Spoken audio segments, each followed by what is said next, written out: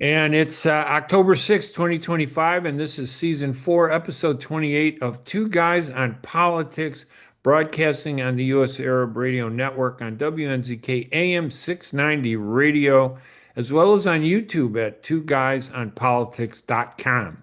In today's podcast, my co-host, Bill Lipinski, the former congressman, and I are going to look at the growing conflict. I mean, this morning I woke up to the news reports, and I'm sure you did too, Bill, about Trump and Pritzker and Mayor Johnson. It's like they're at war or something. So we're going to look at the issue over illegal aliens. Then we're going to look at the government shutdown, the peace treaty being worked out by Trump in Gaza, and the Secretary of Defense calling all the generals from around the world, I guess, to come to a meeting. And I don't know what that's about, but we'll talk about that. All right. We're going to take a quick break. When we come back, we'll begin our discussion here at Two Guys on Politics at twoguysonpolitics.com. We'll be right back right after these messages.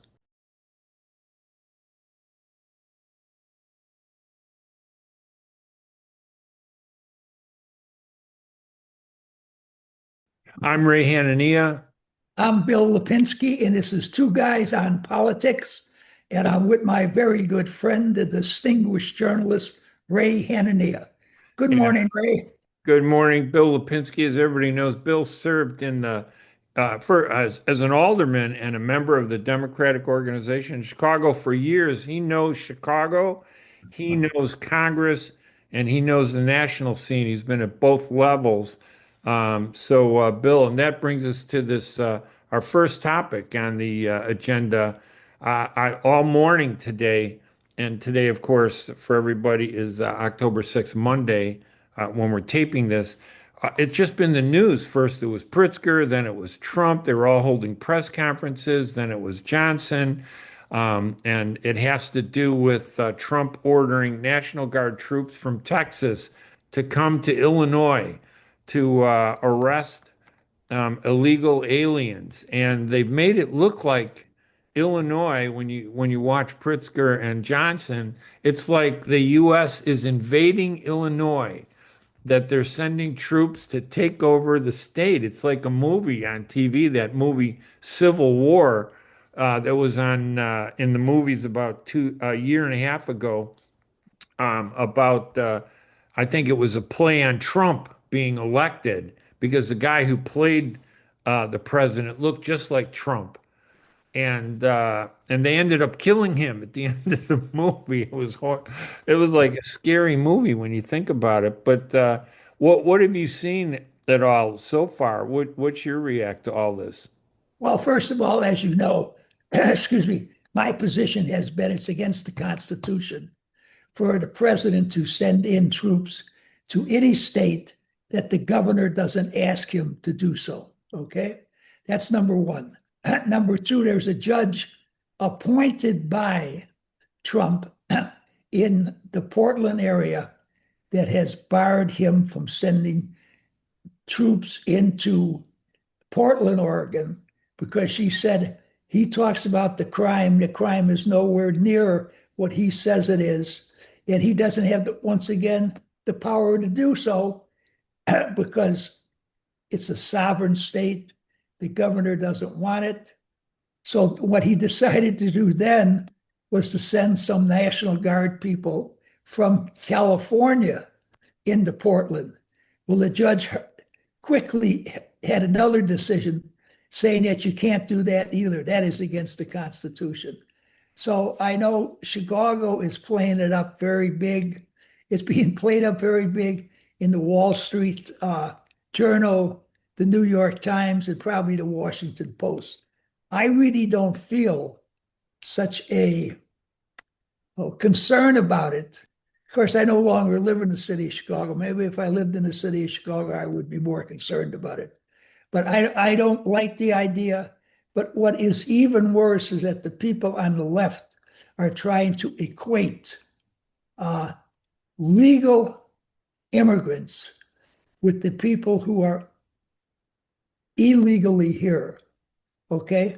They're trying to bunch them all together to say, oh, these poor people are being attacked. These poor American citizens are being attacked by the American military. That isn't true. There may be a mistake that is made here, a mistake that is made there, but generally speaking, it is not true. And they seem to quickly remedy that situation. But once again, Ray, it's Donald Trump using the sledgehammer where he should be using a scalpel to do things. He continually does that. Now, obviously, he thinks it works to his advantage, but I don't think it works to his advantage because I'm sure besides before they started moving on these illegal aliens, probably 90% of the country supported deporting them because they were here illegal. Now I think it's down to about 55%. Why? Because of the way the news media has been presenting it, but primarily because of the way Trump's troops have been going about it. Yeah, one of the big problems in all this is, and it's not just this issue, it's every major news crisis that we face. We're not getting the facts. We're getting a twisting of the facts, a distortion that's partisan and distorted to represent whatever side the media is taking, either the right or the left. I think it's mostly on the left. What is happening from when you really take a minute to look at the news and you try to get a little diversity in it, what you see is Trump is sending in ICE agents, federal agents, to come in and target illegal aliens.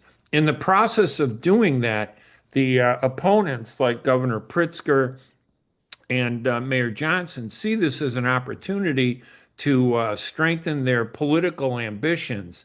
You know, Johnson is his polling is the worst I've ever seen of any Chicago mayor.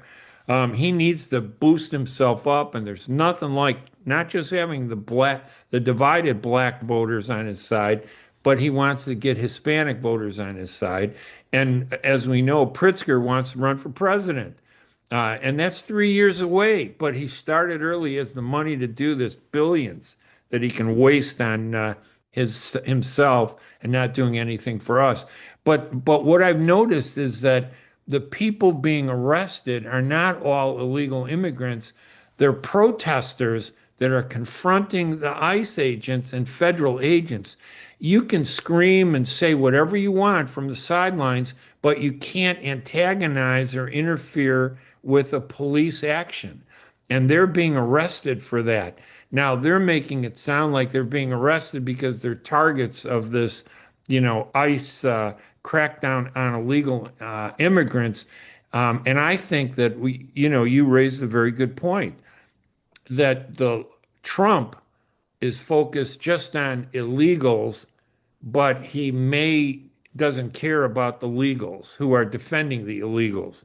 And the left, like Pritzker and Johnson, are trying to describe the illegals as immigrants, that this is an immigration issue. It's not an immigration issue. Absolutely It's not. about people who entered our country illegally and they need to go. Now, you and I talked about this on the last episode, and we both agreed. I had said 3 years, but you had said no, 5 years would be better.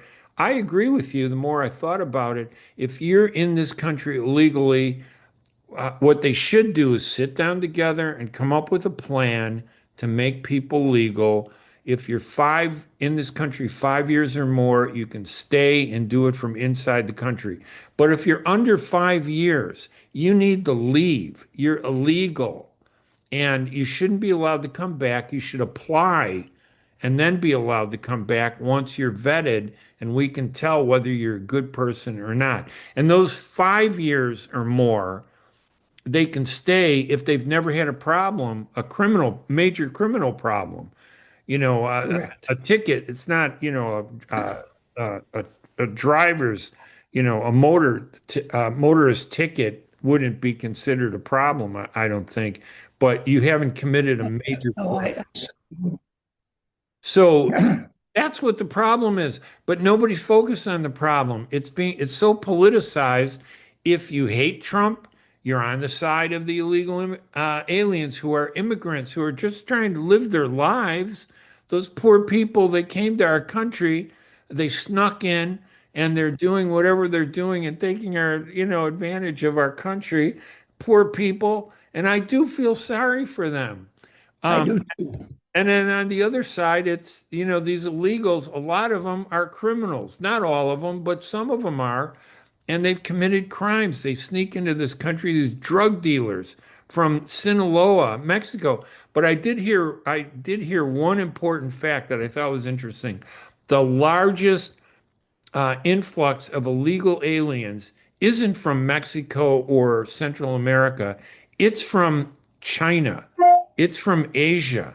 That's where the largest number of illegal aliens are coming in through Hawaii and through other areas. And I think that, they've racified this. They've made it about Mexican Americans because we got a big Mexican population because it fits the politics. Nobody's addressing the problem the proper way to resolve it. They're all addressing the problem to exploit it. Well, Ray, you talk about the Chinese. Are these people who have come here on student visas and just decided to stay? No. No, these are illegals that are coming in doing illegal things, and they're involved with drugs, they're involved with gangs, and I was surprised because you don't hear anything about that. You certainly do not. So it's like that's because this process, the facts are not being, we don't hear about it because those are facts.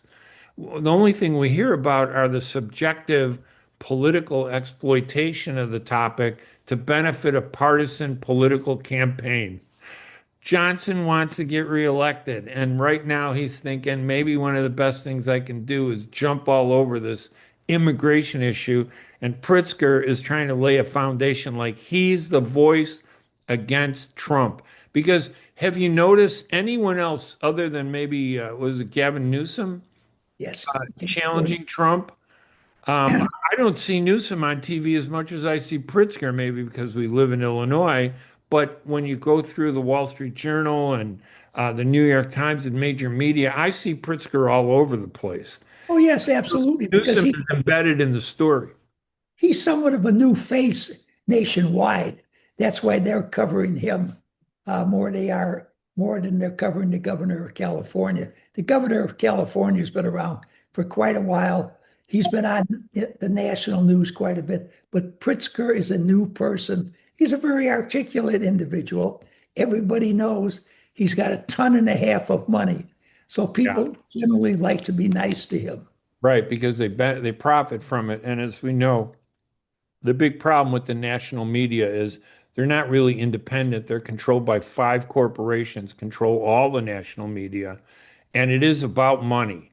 They've cut the staff of these media, these newsrooms, and if you're at a newsroom that survived, you face a dilemma. Do I do what they want me to do and be partisan in my approach and give them what they want? Or do I be an independent journalist to keep my job? And I think the main thing is at the national level, people are doing what they're being told to do rather than being journalistic. That's contributing to this whole problem and makes it easy for Pritzker and Trump to get away with not resolving the problem. It's a horrible situation, but this is the kind of thing I think that can cause one stupid little, it's always a stupid little problem that starts a major war. Some little thing that turns out to be a major war. This could turn into a civil war. He could send 1,000, we might, I don't want to even guess, but what if something happens to one of those National Guard troops? What if one of them gets injured, because of the protesters? Or what if some protesters get shot and injured? And you know darn well it's going to happen. It's Yeah, going that's the thing that's scary, right? This could explode into a civil war, and that's how it starts. Well, I won't go so far to say it's going to be a civil war, but it will just add to the great divide we already have in this country, and we definitely cannot afford that. Somehow, we have to start bringing everyone in this country together. Yeah. How are we going to do it? I really don't know. But uh, if you really want to be involved in government nowadays and you want to do something for your country and not your party, you have to first of all figure out how we can start bringing Americans back together. Yeah, no, I agree with you, but I think the potential for civil war is here, and I'll tell you why. We are in a great polarized country. This country, there's no middle ground. It's two sides. Now, it's not about slavery the way it was during the Civil War in the 60s. It's about this new politics, and it isn't just one issue. It's like illegal aliens and immigration. It's about cracking down on criticism by Trump. He doesn't like to be criticized. He's very thin-skinned. It's about taking over, which we'll talk about later, the military, all kinds of things. So I think there's a great potential, more so today than we've ever had. Well, I Maybe hope it you're won't wrong. get there, but I think we're on the road there. I hope you're wrong, but you could possibly be right. I have some concern about it. I'm not as concerned as you are about it, but it could happen, unfortunately. And to say that about the United States of America is just absolutely incredible as far as I'm concerned. Yeah, I agree with you. I don't want to believe it, but I mean, the other topic in this segment feeds right into this problem.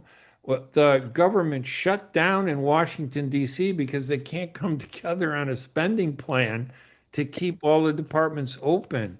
What's the impact of a government shutdown, Bill? You were in Congress for what, 22 years? Um, Yeah, I don't know that we ever had a government shutdown when I was there because we had Ronald Reagan and we had O'Neill, and they managed to sit down and work out an awful lot of things. They worked out an immigration bill, for heaven's sakes. Uh, so if they could work out an immigration bill, and Reagan called people, he called me and asked me to vote for it. I mean, that's so much he supported it. Right. But we don't have people like Reagan or Tip O'Neill any longer. But a government I shutdown have a might question, involve, Ray. I have a question for you go because ahead. I've read a great deal about this shutdown. But what the Democrats say, what the Republicans say, I really can't find anybody that's neutral. Right. But from what I have read, the Republicans contend that the Democrats wanting to save people money on their health care is the fact that during the COVID epidemic or pandemic, uh, there was a lot of money put into healthcare by the federal government. Now that that is over, the Trump people want to remove that extra money from the healthcare program that is primarily supporting Obamacare. Well, the Democrats' position is that the Republicans are cutting healthcare. Well, all the Republicans say that they're doing is getting rid of the money that was there for COVID. And COVID isn't there any longer. Now, do you know what the truth of that is? Because in all honesty, I don't know who to believe. No, and again, we don't know what the truth is because both sides are saying what they want. You're right. The Democrats are saying that the Republicans are to blame, that the Democrats are saying they're trying to save health care for those that are in need. The Republicans are, basically saying that there's a lot of waste and spending that it's more of a culture war, I think, for the Republicans. But both sides are spinning this. Polling shows, I think, and it depends if you go left or right on this. The USA Today says that the polls show that the nation's divided. The NPR, which is a leftist organization, by the way, this week lost millions in government subsidies to pay for its broadcasts. And I like NPR. I think for the most part, they come closer to being objective than a lot of other media. But I don't understand why they need government subsidies. I totally disagree with you. I think they're another organ of the left wing in this country, and they have been for as long as I can remember. And I'm happy that they're no longer being subsidized by the federal government. But I am quite sure that many, many people in this country will be more than happy to donate money to keep them on the air. Yeah, no, I agree. I think the media shouldn't be subsidized. You can't just subsidize one media. You either subsidize them all, you give everybody a fair shot, or you stop it. And I think this is good for NPR. And I know this starts, going into a whole different segue, but it's good for NPR to have to find a way to survive without relying on government grants and $1 billion in funding for all its stations around the country. But what I was going to say was the NPR poll, and I guess it's not surprising, says that more Americans blame the Republicans than the Democrats.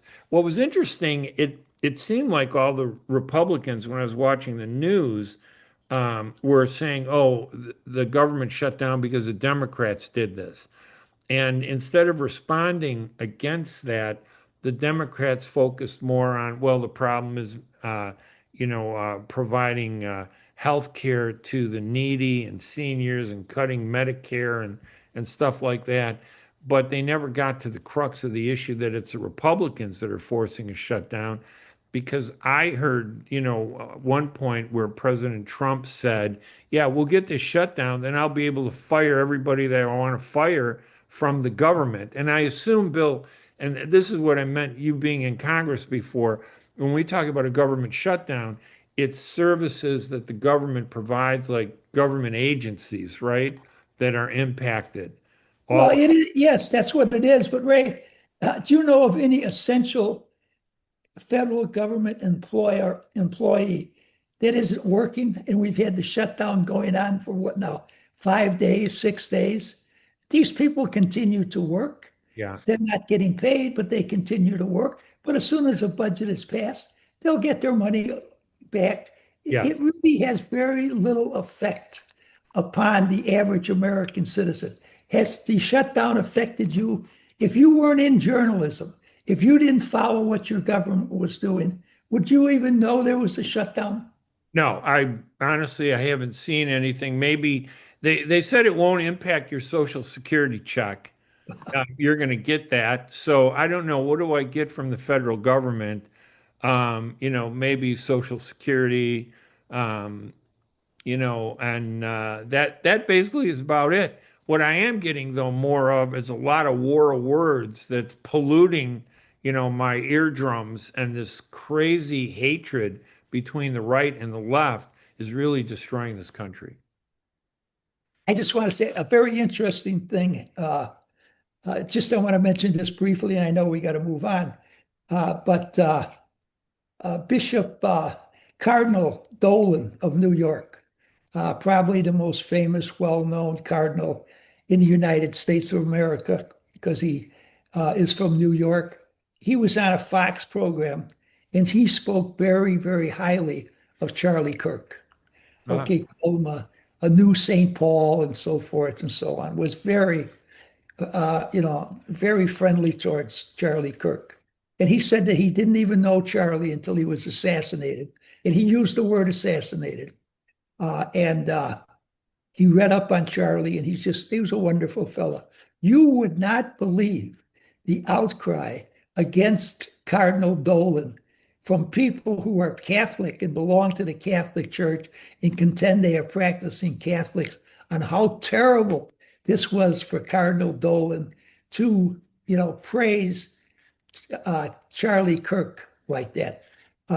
It was just disgusting to me that so many people could rise up like that and be so hostile towards the Cardinal, because that was the Cardinal's opinion. He's a learned man. right. He's a man that's been head of the American Council Cardinals for years.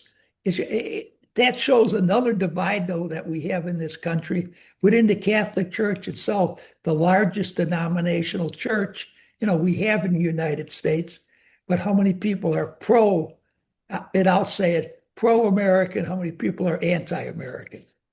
Yeah, the Charlie Kirk issue has always been interesting because I barely heard of the guy because he was a far right commentator, but he did have some views that crossed over into the left, especially about Gaza and the Middle East and Israel's interference in U.S. government. So there were some things that I agreed with, a lot of things I disagreed with, but certainly nobody should be killed because they Oh, expressed an opinion. But what's happened again is politicians are using his death as an opportunity to fuel their own power. If it were up to the president, he would make him a saint. absolutely. Honestly, I'm not saying that, I don't know him, but I don't think he should be declared a saint. He was given great privilege because of the politics. But they wouldn't have done that for anyone else that they disliked. So it's being exploited in a terrible way, just like everything in this country. All right, Bill, let's take a quick break. When we come back, we'll do our next segment. Very good. We'll be right back, everybody, right after these messages.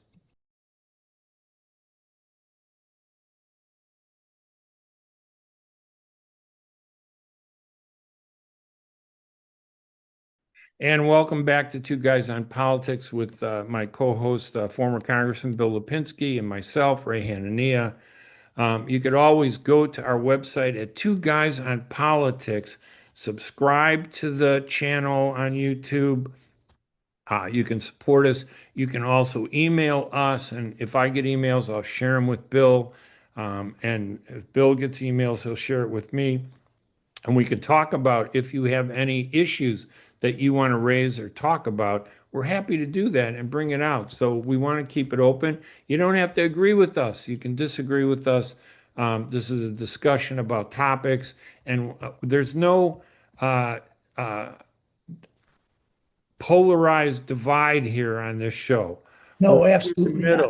not. We're right in the middle, and we're willing to talk about both sides, right, Bill? But we don't always agree, but we're always willing to discuss the situation and not be disagreeable. And we understand each other's positions. That's the way it should be. Yeah, it's a respect for you, the public, that Right. we're not telling you what to believe. We're just telling you what we believe, and you hear two sides of it. You come to your own conclusion about what's going on, and maybe that helps you decipher through the really terrible way the news is being presented about all these facts. So, Bill, on the agenda, the Secretary of Defense, Hegseth, is that his name? I think so. He's still around. I figured by Oh, now the yes. revolving door would have kicked out a number of these people. I Like, think I think he's down checking on the Gulf of America at the present time. is he? Is he? And they changed the name of his. Trump is changing a lot of names. I Well, heard what we, you know, Ray, he can't just change the. I know Trump has done it, but it has to be done by the Congress of the United States to go from being, the Secretary of War to Secretary of Defense and back to the Secretary of War. But he calls himself the Secretary of War, and some columnists call him the Secretary of War, and Trump does. But in reality, it hasn't been changed. It can't be changed except by the Congress of the United States. I know Emperor Trump has a lot of power, but he cannot do that. But yeah, yeah, he called together not only all the generals, all the admirals from around the world. yeah, and I agree. It's that Trump and them use a lot of these they use words to describe things, hoping that the description will carry the argument, but it Absolutely. doesn't. It looks foolish. I mean, what are we arguing about? Secretary of Defense, Secretary of War, Department of Defense, Department of War. What's the point when we can't even bring two sides together? And you said it's up to the Congress. Does the Congress even exist anymore? Because it's almost as if Trump dictates everything and Congress like bubbles up and dissipates. There's like nothing That's a there. very good question. Does Congress exist anymore? I seriously don't think so. No, unfortunately. That's why I'm not partisan. If anything, I probably lean more conservative, more Republican today, but I want to see the Democrats capture the House of Representatives in the midterm election because we have to have a realistic block on some of these things that Trump wants to do. I Yeah. refuse to call him president anymore because, as far as I'm concerned, he's an embarrassment for America to the entire world. Yeah, I agree with you. I did a whole column on what he's doing to this country, and it's just terrible. But I also blame, I blamed Trump in my column, but I also blame the Democrats. Oh, absolutely. Warnock, Raphael Warnock, and the other guy that is leading the minority leader in Congress. They're terrible. They're horrible leaders. They don't know how to lead, but they do know how to exploit things to gin up their anger of their supporters to keep them focused on the wrong things. They're empowering Trump and his craziness, and Trump is giving him the kindle to light the fire to empower the two sides, and it's a mess. It's frightening, and then it scares me. I know this goes back to my concerns about a civil war, but here we got the Secretary of War Yes, Hegseth calling in, I don't know how many thousands of generals. It's been never been done before. He never. wants them to come in and meet with him. And the only reason I think he would do that would be to drill home a political agenda with them to get what he wants. Why bring in all these generals unless you're ready to start a civil war? That, to me, that's disconcerting. Well, you better watch out what side those generals are on if Yeah, there's a civil war. I mean, the generals might decide that they have to represent the best interest of the majority of citizens, not the best interests of the Trump administration.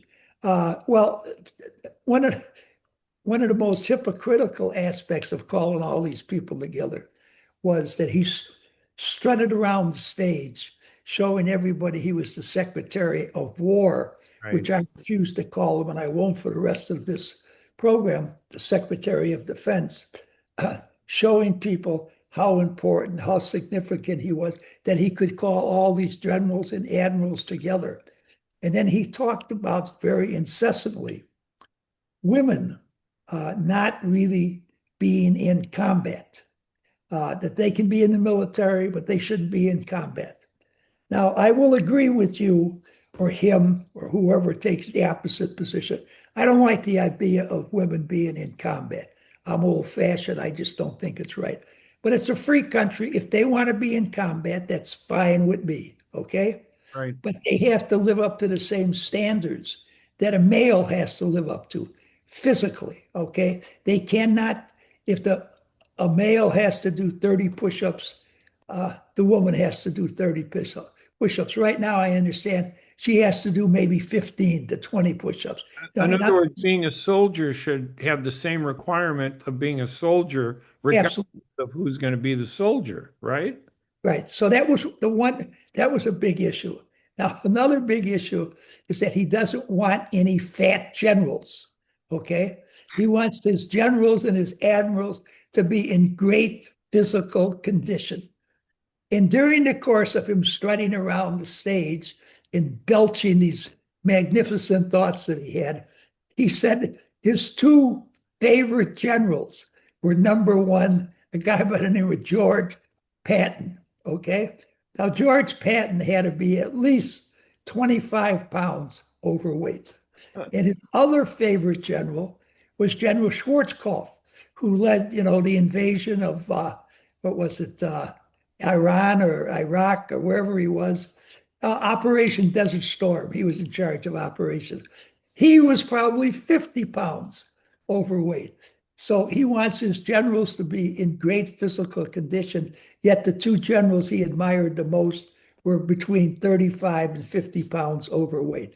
So I think that's a little bit hypocritical on his part. But what did he accomplish by getting these people there? Now, here, I want to see the women treated just like the men. They want to be in combat. Fine, let's do it that way. I don't believe people should be promoted in the military on affirmative action. He talked about that. I agree with that.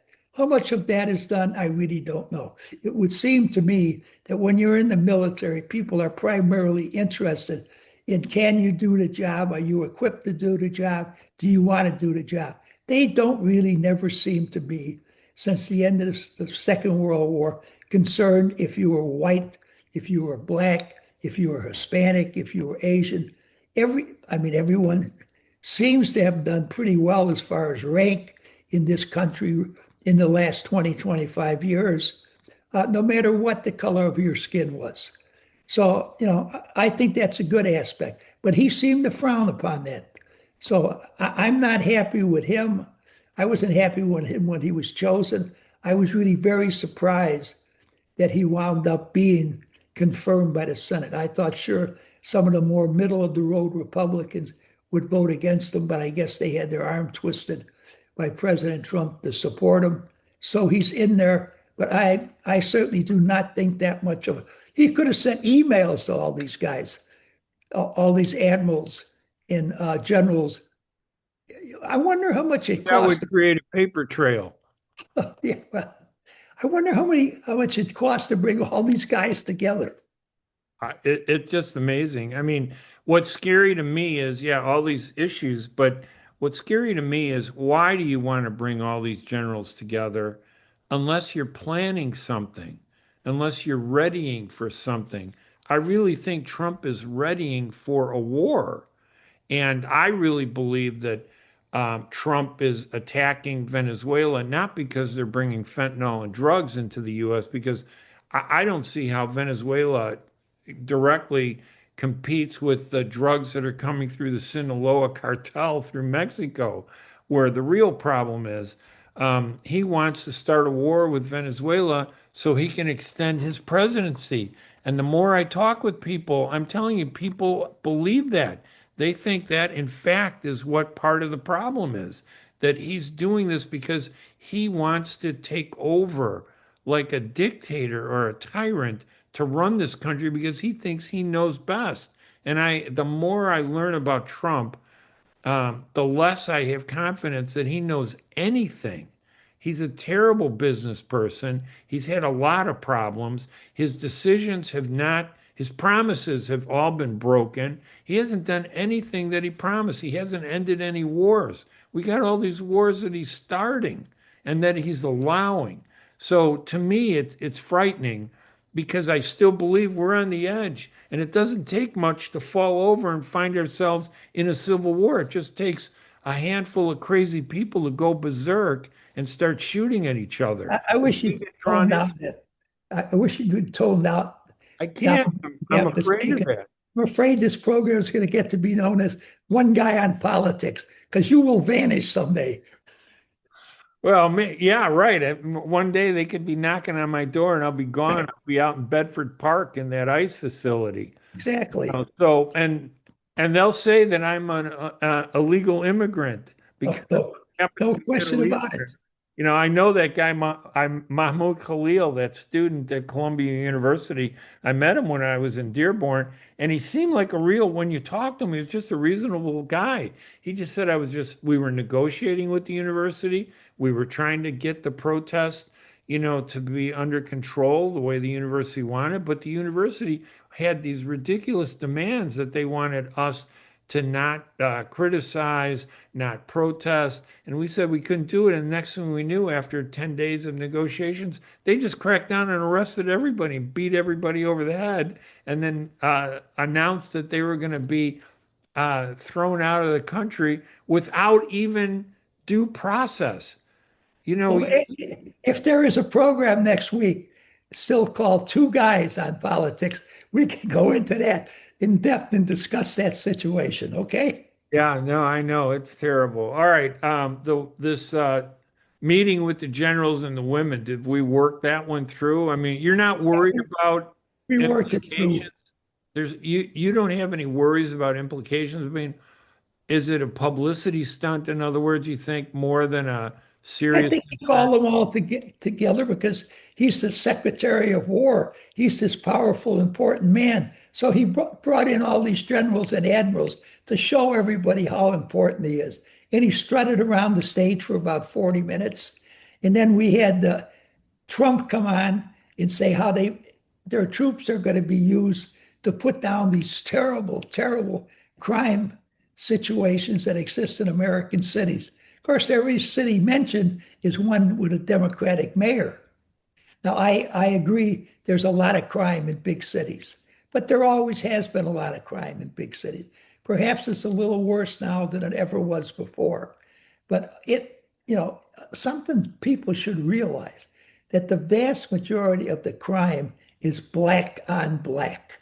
A Yeah. lot of people don't realize that, okay? And they should realize it. Well, in And Illinois and Chicago, I think that that is a absolutely, major yes. problem. But you go outside of where there are very few blacks, and the crime is white on white. Yeah, You but know, well, that's true. Absolutely. Yeah. so I mean, it is a problem, and it's I think the bigger problem with crime is it's uh, economics versus economics. The people that have nothing, who are willing to, break the law to get what they want, versus the people that have a lot and don't want to do enough to help the needy. There's Well, a compromise there someplace, and we've never if gotten you it. go back to the 1920s, 1930s, even the 1940s in this country, who were the people who were involved in crime? So many of those Central and Eastern Europeans and people from Italy, that came to this country as legal immigrants, but they had a hard time making it legally as far as making money. They went into crime. I mean, there's a movie called North Side 777 about these two guys that were illegally, you know, taken into custody, found guilty, sent to the penitentiary. Primarily why? Both of them were of Polish heritage. Right, Both of them had a difficult time speaking English because of the fact they grew up in homes where their parents spoke nothing but Polish. right. Okay. So, back in those days, that's where the crime was, in the ethnic white community. Obviously, those people eventually made it in American society. They became successful. They didn't have to resort to crime. But Yeah, that's something that should be kept into consideration also. And not that I excuse any of the crime that is going on. It was wrong then, it is wrong now. Okay. But there's an aspect of racism, which I don't think there should be, but there's an aspect of racism that so many people talk about in regards to crime today. yes. And then That's our off my soapbox. final topic is this peace accord that Trump has proposed for the Gaza conflict that's been going on 2 years now. It's going to October 7th this week is the date when Hamas militants or terrorists attacked Israeli targets. They killed 1,200 Israelis. I'm not sure we know what the true facts are because Israel controls the media and perception. It doesn't allow independent journalists to cover anything in Israel. If you're an independent journalist, they will expel you. And, according to the Committee to Protect Journalists, they will kill you. 266 independent journalists have been killed in Gaza by the Israelis, according to the Committee to Protect Journalists. Now, is it 266? Is it 180? We would have gone berserk if it were one journalist under other circumstances, but because this is the Middle East, the roof is off, the ceiling is off, and it could be anything. But Trump is trying to negotiate a ceasefire and an end to the conflict. Netanyahu, I think, in my opinion, is dragging his feet. He sits down, he says, "Yes, I agree," and continues the bombing. And Trump has said several times, "What are you doing? You said you were going to stop the bombing, and you haven't stopped the bombing." So he has criticized Netanyahu for continuing this bombing, but the agreement basically has to do with releasing remaining hostages. So there may be about Well, 48 hostages. Netanyahu says that he'll stop the bombing as soon as the hostages are released. And supposedly, from what I've read, that's the first step in the ceasefire agreement and the ultimate peace agreement. The hostages have to be released. Now, I That's know you according to probably, that's according to Netanyahu, not according to Trump. According to Trump, it's both sides stop and then they release the well, hostages. I mean, Trump is that's he the agreement. all Trump wants to do is see this as continued for the rest of the week so Yeah, that he can win the Nobel yes. Prize. I was going He to has say to the come on Nobel. Saturday or Sunday. Yeah, Uh, that'll be announced this week, and he's hoping he still believes he has a shot if and he's. after that, he'll turn his back and move on to something else. That's why I think if they don't get this done by October 10th, when the Nobel Peace Prize is announced, he's just going to turn his back and abandon it, and the Middle East will go up in smoke. I But I mean, wouldn't doubt it. it does. One part of it is the stop the bombing, release the hostages. That's the first part. The second part is Hamas has to agree to disarmament. They have to disarm, which I agree. I think Hamas should not be in charge of Gaza. And it's always been the structure, the way Israel has separated Gaza and the West Bank and prevented coordination between those two areas that, in my opinion, that allowed Hamas to continue control of Gaza when Israel withdrew its forces in 2005, but surrounded the Gaza, completely controlling what goes in and out. And then the third part is an Israeli withdrawal and the release of Palestinians who have been arrested and uncharged, 2,000 of them. In a way, when you hear the other side of it, they're hostages. So this has always been a one-sided propaganda thing. And as you saw, I don't know if you heard the news, one of the main places for information on what's happening in Gaza has come through the social media TikTok, which was run by a Chinese company. Last week, it was purchased by one of Israel's biggest donors, Larry Ellison, I think his name is. And he's already started censoring you. If you criticize Israel, they shut your account down. They've already warned me not to criticize Gaza, what Israel is doing in Gaza. And I'm thinking, all right, so it is true. They're going to shut down TikTok. So these videos of Israel bombing civilian areas, they've destroyed 90% of all the buildings, mosques, Christian churches, five of them, totally destroyed. We're a Christian country. We don't even care. Schools, businesses, um, all kinds of things. When you see the rubble that is Gaza today, I don't think, that all those people and the number of people that have been killed, they didn't participate in October 7th. They didn't invade Israel on October 7th. There was a handful of about 100 terrorists that did. And Israel knows who they are and has gotten most of them, if not all of them.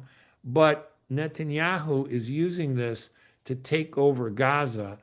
And if that happens, it's going to cause a bigger problem. We may think, oh, yeah, everything's going to be resolved if Israel can get what it wants. But the truth is, we've never seen anything resolved in the Middle East during the 20 years that Netanyahu has been the prime minister of Israel. And that tells you about the flaw in their politics, that some guy like Netanyahu could lead the country for 20 years because they have this system of parties rather than just the two-party system the way we have. But you're paying for it, Bill, out of your taxpayers and I'm out of your also taxes. paying for it by having to sit here and listen to you go on and on and on about it. I'm not saying you're wrong in any way, shape, or form. Yeah, but see, that's part of the Oh, problem. A the lot of truth. Americans don't want to be bothered with this Middle East thing, but it's like a huge amount of our money is going to fund this, and we scream about Ukraine. I have to be honest with you. I've pulled back from my support of Ukraine because of the way we treat Gaza. I'm wondering what's the difference between Ukraine and Gaza? Why am everybody screaming about what Russia's doing to Ukraine when Russia is the big voice of support for the Palestinians? I have to really look and say, am I being twisted and distorted? It really has confused me and caused turmoil with me. I have nothing to say at the present time. No, Bill, you have to. But anyway, listen, All I know is come to I'm the with end of. I'm with the Americans and the Ukrainians, and it seems to me, oh, and also with Israel, it seems to me that you're with the Palestinians and the Russians. So let the American people decide who's right and who's wrong. I've been a big supporter of Ukraine for how many years now? Has this war gone on? It's just Yes. ridiculous. But the hypocrisy in our politics. We pick one person, call him a tyrant. We pick another person who does the exact same thing and call him a hero. That to me is the sickness that's causing all the problems we have today. All right. Anyway, we are at the end of the episode. Thank, And thank God. so that, yes, we're at the verge of civil war here on two guys on politics between Bill Lipinski and Ray Hanania. I just want to say next week, folks, I'll be here. I don't know if my friend Ray will be. I certainly hope he is, because he's entitled to his point of view, and I want all of you to hear his point of view. I do not agree with too much of it when it comes to the situation in Palestine, in Israel, Netanyahu, Trump, okay? But he's entitled to it. And if he can, convince you that he's right, fine, listen to him. Well, we know Trump isn't going to knock on your door and arrest you. He'll probably say, "Oh, that good American that Bill is." All right. Only in comparison to you. All right. I'm Ray Hanania. I'm Bill Lipinski. This is Two Guys on Politics. We will see you again next week. Everybody have a great day. Thank you for listening. Bye bye.